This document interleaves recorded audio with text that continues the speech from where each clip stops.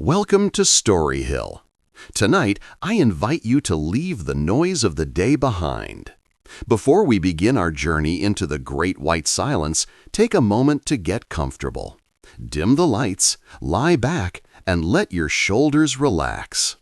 If you're watching on your phone, you can turn the screen down or place it aside. You won't need to see anything, just listen. Close your eyes, take a deep breath, and let my voice guide you into a deep, peaceful sleep. Imagine, if you will, a place where time seems to stand still. A landscape of pure, shimmering white stretching out endlessly beneath a sky that dances with colors of violet, emerald, and gold. It is the bottom of the world, a place of profound silence, broken only by the whisper of the wind and the groan of shifting ice. In this vast, frozen kingdom, in the year 1914, 28 men embarked on a journey that would defy logic, defy nature, and ultimately defy death itself. This is not just a story of survival. It is a story of the human spirit refusing to break against the crushing weight of the Antarctic ice. Close your eyes, let go of the day's worries, and let us drift back in time to the voyage of the Endurance. The year was 1914. The world was standing on the precipice of the First World War, filled with noise and chaos. But far away from the battlefields, in the bustling port of Plymouth, England, a majestic ship lay anchored. She was a three-masted barkentine, sturdy and strong, built from thick planks of oak and Norwegian fir. Her name was the Endurance, a fitting name, for she was destined to endure more than any ship in history. Leading this expedition was Sir Ernest Shackleton, a man of immense charisma and restless ambition. His goal was audacious, to be the first to cross the Antarctic continent on foot. He had gathered a crew of sailors, scientists, carpenters, and photographers. They were men from all walks of life, drawn together by the siren call of the unknown. As they set sail, leaving the safety of civilization behind, the waters of the Atlantic seemed endless and deep. Picture the ship cutting through the waves, the rhythmic creaking of the wood, the snapping of the canvas sails in the wind, the salt spray misting over the deck. For weeks they sailed south, crossing the equator, moving past the warm tropics and slowly descending into the colder, sharper air of the southern hemisphere. By December, the air had turned crisp. The water changed from a deep blue to a steel gray. And then the first signs of the frozen world appeared. Icebergs. Massive cathedrals of ice floating silently in the dark water. Some were white as alabaster. Others glowed with a deep, ancient blue from within. The crew watched in awe as these giants drifted past, silent sentinels guarding the entrance to the Weddell Sea. The deeper they sailed, the thicker the ice became. It started as small chunks, like puzzle pieces floating on the surface, but soon the pieces grew larger, locking together to form a vast, white sheet. The Endurance was built for this. Her bow was designed to smash through the ice, and for weeks she did just that. The sound of the ship breaking the ice was rhythmic, a heavy thud, a crack, and the sound of ice scraping along the wooden hull. It was a hypnotic sound, a lullaby of the sea. But Antarctica is a jealous guardian. It does not welcome intruders easily. In January of 1915, the temperature dropped drastically. The sea, which had been a fluid path, began to freeze solid around them. The ice didn't just float, it pressed in. Slowly, almost imperceptibly, the Endurance was trapped. The men could look out in every direction and see nothing but a flat, white desert. The ship was no longer floating in water.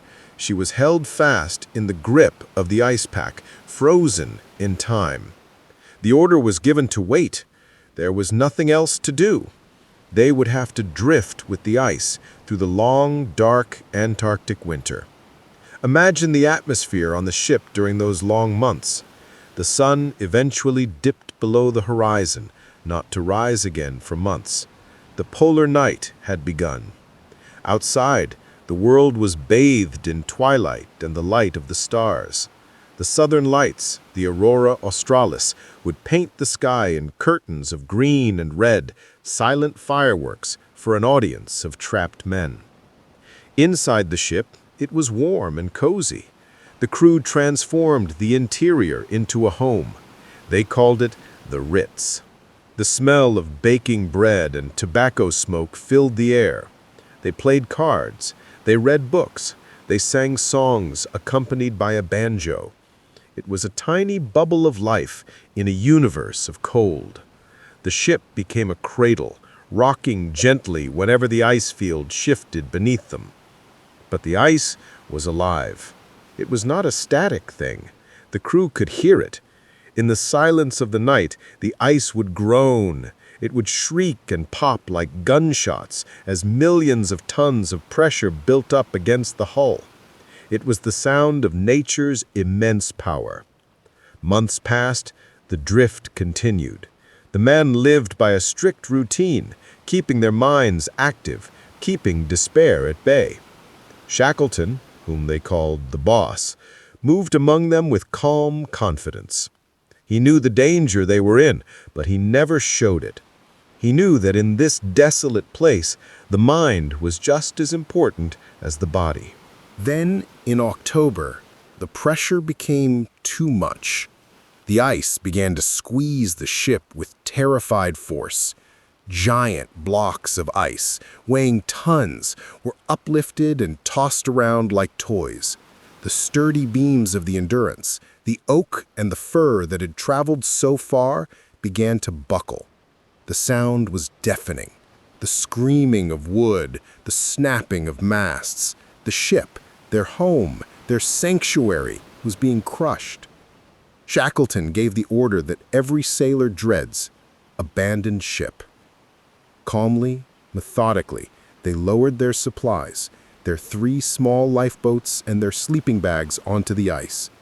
They stood on the frozen floe and watched as the Endurance, the beautiful ship that had carried them so far, was slowly crushed and dragged beneath the surface. The ice closed over her. She was gone. Now 28 men were standing on a floating sheet of ice, thousands of miles from civilization, with no radio, no ship, and limited food. The silence of the Antarctic returned, heavier than before. But this is where the miracle begins.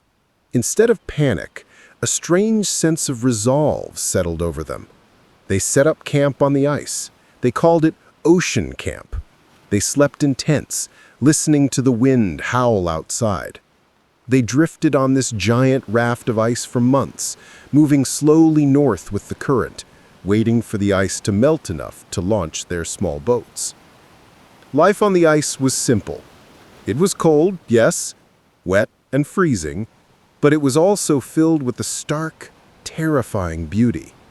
They watched killer whales surface in the leads of water between the ice floes, their breathing sounding like steam engines in the quiet air. They watched penguins waddle by, indifferent to the struggle of the men. They learned to read the sky, the clouds, and the wind.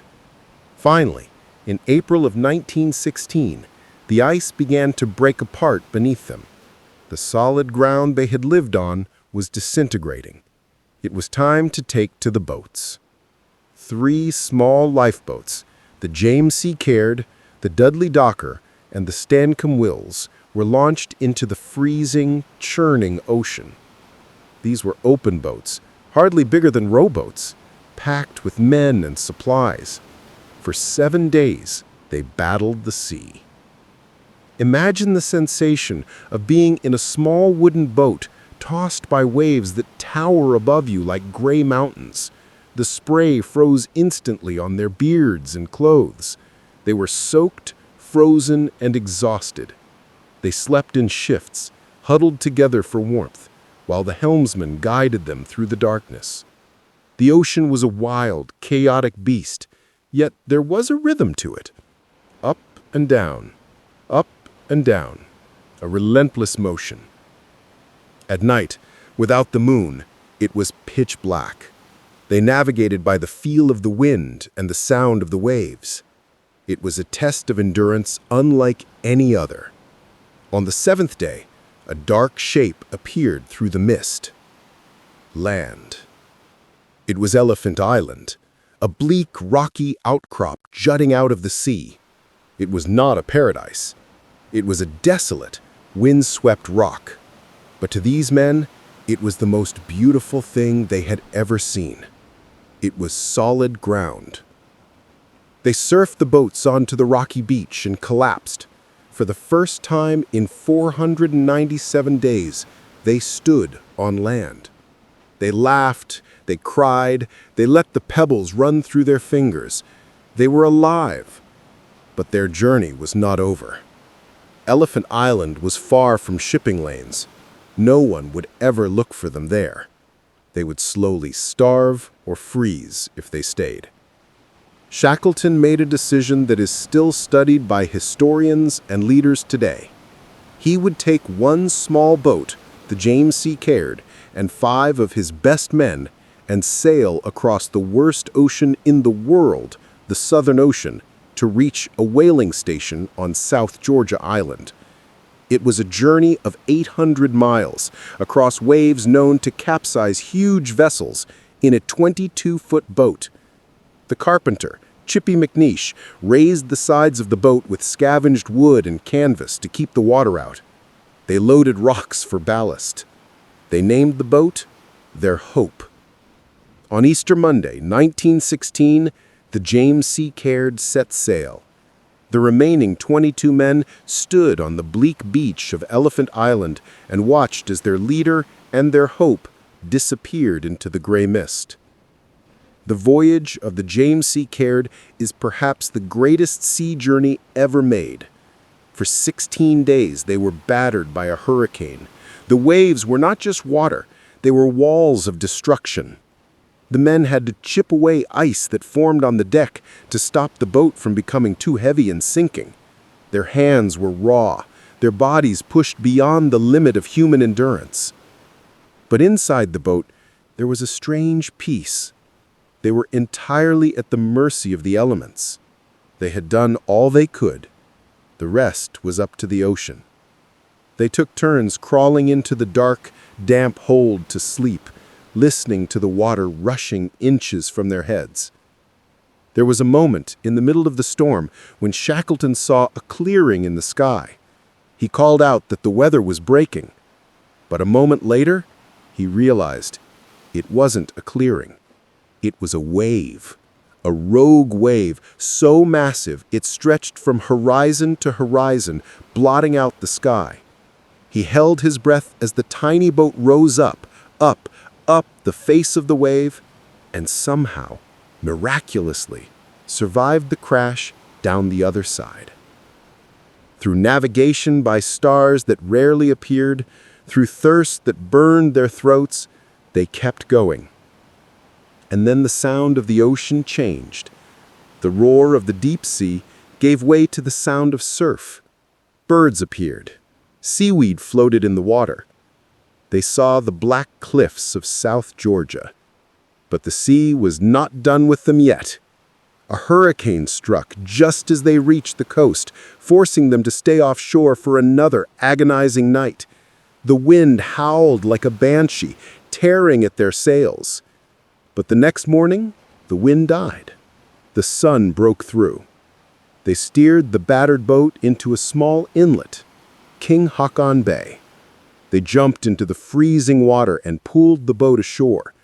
They drank from a fresh stream, the sweetest water they had ever tasted. They fell into a deep, exhausted sleep on the grass. They had crossed the ocean. But they were on the wrong side of the island. The whaling stations and rescue were on the north side. Between them and rescue lay the interior of South Georgia. a maze of glaciers, jagged peaks, and snowfields that no human had ever crossed. The boat was too damaged to sail around. They had to walk. Shackleton and two others, Worsley and Crean, prepared for the final test.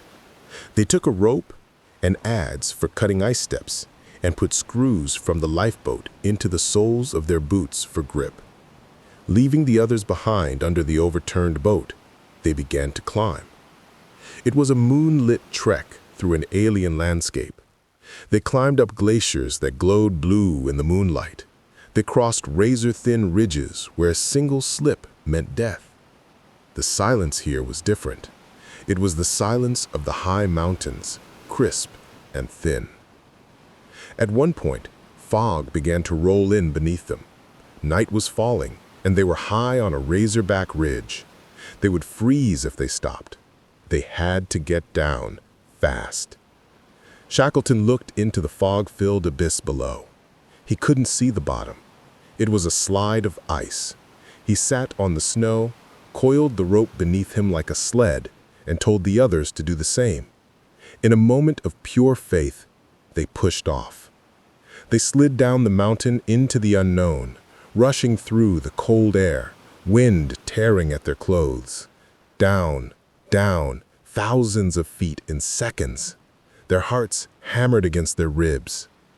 And then, the slope leveled out. They came to a stop in a bank of soft snow.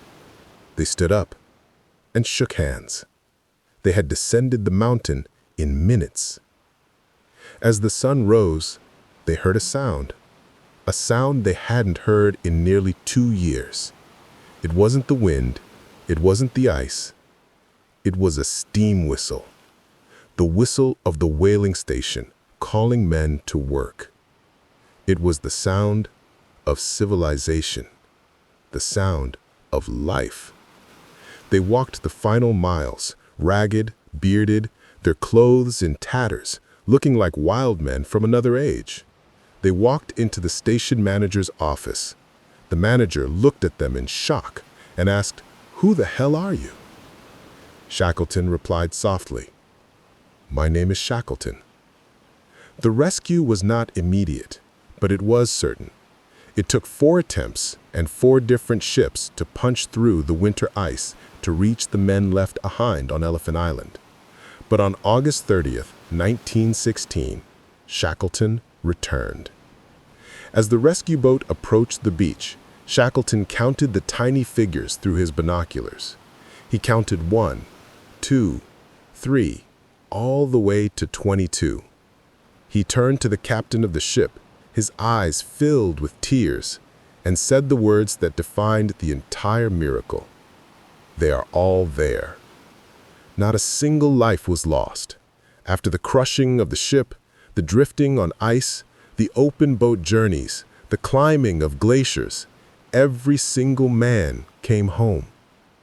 It is a story that reminds us that even in the coldest, darkest winters of our lives, there is an endurance within the human spirit that is warmer than fire and stronger than ice. As the men returned to the world, they carried with them the memory of the Great White Silence, a place where they learned that the greatest success is not in conquering nature, but in enduring it together. And now, as the winds of the Antarctic fade into a whisper and the sea settles into a calm, rhythmic slumber, let the image of that pristine white landscape lull you into a deep, peaceful rest. The ice is still, the stars are bright, and all is well.